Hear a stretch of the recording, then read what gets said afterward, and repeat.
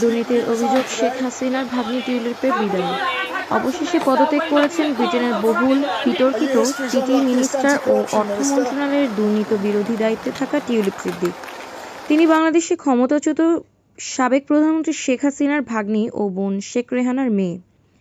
শেখ হাসিনার পতনের পর টিউলিপের বিরুদ্ধে দুর্নীতির কেলেঙ্কারির খবর বোমার মতো ছড়িয়ে পড়ে। অভিযোগ ওঠে শেখ হাসিনার ঘনিষ্ঠ একজন আওয়ামী লীগ নেতা ও ডেভেলপার আব্দুল মোতালিফের কাছ থেকে উপহার হিসেবে ব্রিটেনের ক্রিস ক্রসে একটি ফ্ল্যাট নিয়েছেন টিউলিপ সিদ্দিক। তার বোন আজমিনা সিদ্দিক রূপন্তরীর নামে আরও একটি ফ্ল্যাট উপহার দেন আইনজীবী মঈন গনিকে। প্রকারান্তরে সেই ফ্ল্যাটেও টিউলিপকে উপহার দেওয়া হয়েছে, কারণ রূপন্তী ওই ফ্ল্যাট টিউলিপকে পরিবারসহ ব্যবহার করতে দিয়েছেন। এসব বিষয়ে গোপন করেছে টিউলিপ। শুধু তাই নয়, তিনি শেখ হাসিনার ভাগ্নি হওয়ার পরও তার সঙ্গে কোনো রাজনৈতিক আলোচনা কখনো করেননি বলে দাবি করেন। কিন্তু তার ব্লগ ফাঁস করে দিয়েছে মিডিয়া। তাতে দেখা যায় তিনি শেখ হাসিনার জয়ে গর্ব প্রকাশ করেছেন। তার প্রচারণায় ছিলেন তিনি। এর বাইরে রাশিয়ার সঙ্গে রূপপুর পারমাণবিক বিদ্যুৎ কেন্দ্রের চুক্তি করার মধ্য দিয়ে শেখ হাসিনা, টিউলিপ, শেখ হাসিনার ছেলে সজীব ওয়াজেদ জয় প্রমুখ $500 কোটি মালয়েশিয়ার একটি ব্যাংকের মাধ্যমে আত্মসাৎ করেছেন বলে অভিযোগ উঠেছে। এসব অভিযোগে বাংলাদেশে দুদক তদন্ত করছে। তদন্ত চলছে ব্রিটেনে। কিন্তু অভিযোগ ওঠার পর দীর্ঘ সময় তা অস্বীকার করে মন্ত্রী পদে অধিষ্ঠিত থাকেন টিউলিপ। তার পদত্যাগ দাবি করেন ক্ষমতাসীন দলের অনেক নেতা, বিরোধী কনজারভেটিভ দলের কিছু এমপি। কিন্তু টিউলিপ তার খালা শেখ হাসিনার মতো ক্ষমতা ধরে রাখেন, এ নিয়েও অভিযোগ ওঠে।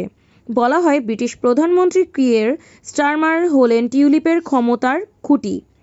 টিউলিপ সিদ্দিক অবশ্য আত্মপক্ষ সমর্থন করেন। তিনি নিরপেক্ষ তদন্তকারী লরি ম্যাগনেসের কাছে এই আত্মপক্ষ সমর্থন করেন।